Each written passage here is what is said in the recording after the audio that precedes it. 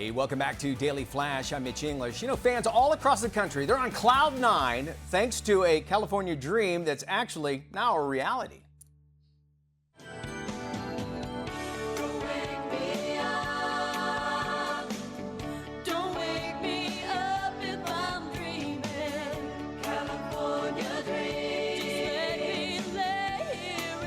All right, joining us now to talk about their very own California Dreams. Two of the band members, Kelly Packard and Brentley Gore, are joining us today. I always want to say this, y'all. The band's back together. How cool is that? How are y'all? Great. Well, you know, first off, it's got to be fun. Music, when you have music in your life, it's one of those where it never gets out of you. And I would imagine, I have zero musical ability. But I always hear that from musicians and that sort of thing. Let me ask you, how does it feel to reunite with the original cast members of California Dreams after all these years? I'm very excited. I've been looking forward to this moment for years, and this is now our second or third opportunity to be back together since the show wrapped. Oh, cool. And I'm just beyond excited to be in LA, where I'm from, born and raised. Yeah. So it's going to be. Well, you know, and Brentley, you were born in Nashville, right? So music, I would imagine it was just born in your blood. You drank out of the Music City water, I imagine, right? Am I right or wrong? It burns in my blood. It's in my family for sure. Go ahead. I'm sorry.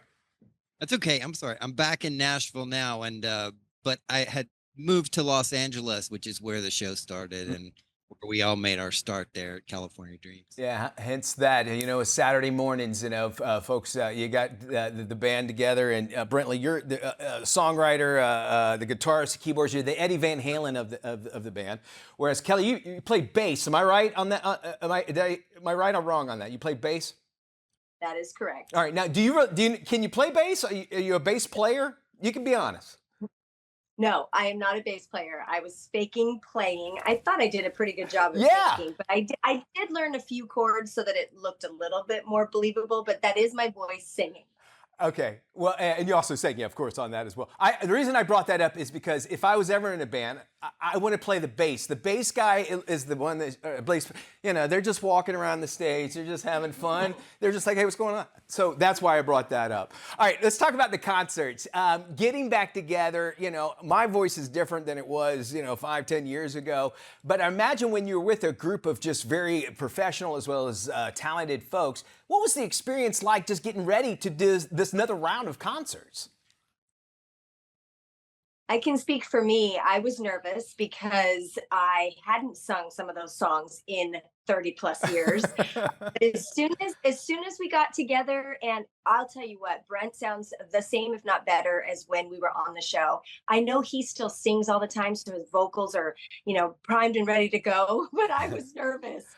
Here, listen to me. I'm like on vocal rest for the concert coming up. Yeah. All right. So I'll try not to ask too many long-winded questions there. Brent, what about you? Was there any, like, you know, behind the scenes where, you know, obviously you having all the musical talent that you have, were you kind of like the one, like, kind of giving the advice back then, and then now of like, hey, maybe a little bit more vocals on this, that sort of thing? Tell us some of the behind the scenes behind this, and maybe even back from when you were filming the show. Well, to an extent, I mean, you know, we were such kids when we started this show, and so I'd never made a record. I'd never been into the studio too much. You know, we were just teens, and so you know, there we are.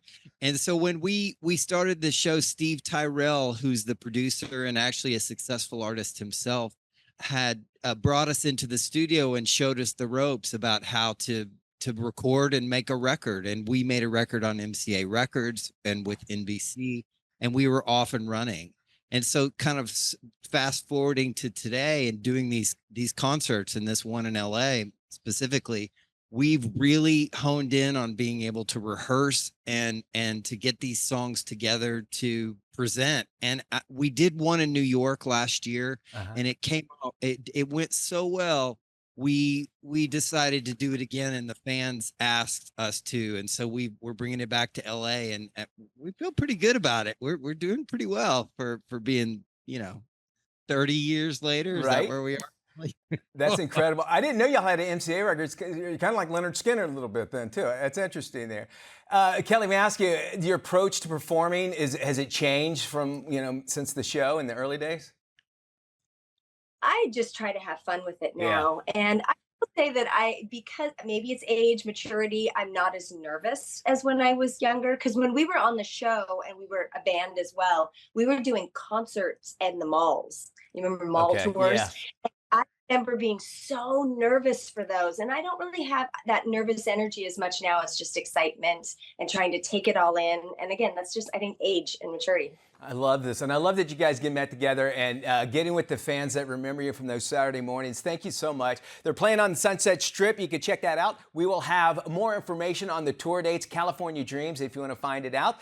You can head to dailyflashshow.com. It's Brentley, Gore, and of course, Kelly Packard joining us, California Dreams. This sounds really, really fun. And again, more details are on our website.